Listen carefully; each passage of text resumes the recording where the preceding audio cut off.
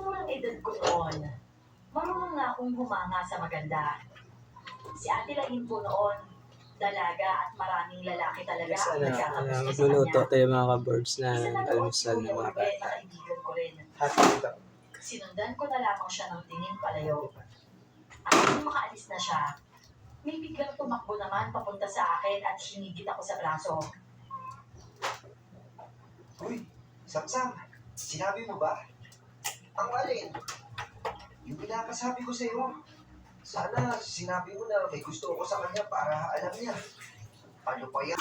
Dahil nagkatawag siya, kaya sa akin siya nakikiusap. Isasabihin sa babae. Ayan si Papa. Maya-maya naman, dumating na si Lolo at Lola na katulad ng inaasahan ko. Nagtatalo na naman sila. Abay, Tore, hindi ka ba matahimik lang sa isang tabi na hindi ginagawa yan? Umaga, tanghali, hapon, tsaka gabi. Abay, puro ka na lang chismis eh. Imbis na tulungan kami dito ni Samsam sa pagsitinda. Kung saan-saan ka pumupunta para makipag-chismisan. Eh bakit ba? Hindi naman marami ang hospital kanina. Kung makareklamo ka dun eh, parang nakabenta ka ng isang sakong bawa.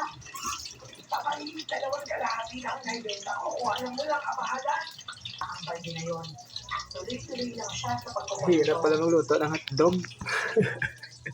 Hindi, joke lang. Paborito ng mga bata.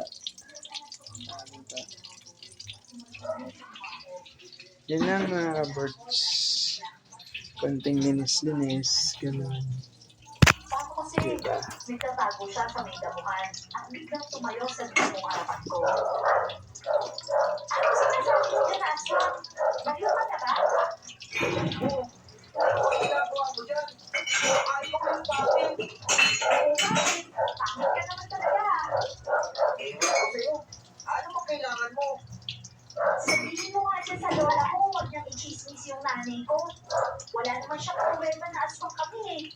Ang sabi ni nanay, kung hindi daw siya titigil, ipapapulis na namin siya.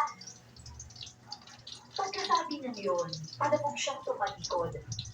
Sinundan ko lang siya ng masamang tingin. Ayaw na ayaw ko talaga noon na tinatawag niyang pangit. Pero dahil ang sabi ni Lolo, kahit kasalanan pa raw ng babae, huwag ko pang daw saktan, kaya kahit gusto kong suntukin ang mukha niya. Kaso sa labas na yung mga bata. Sa labas na.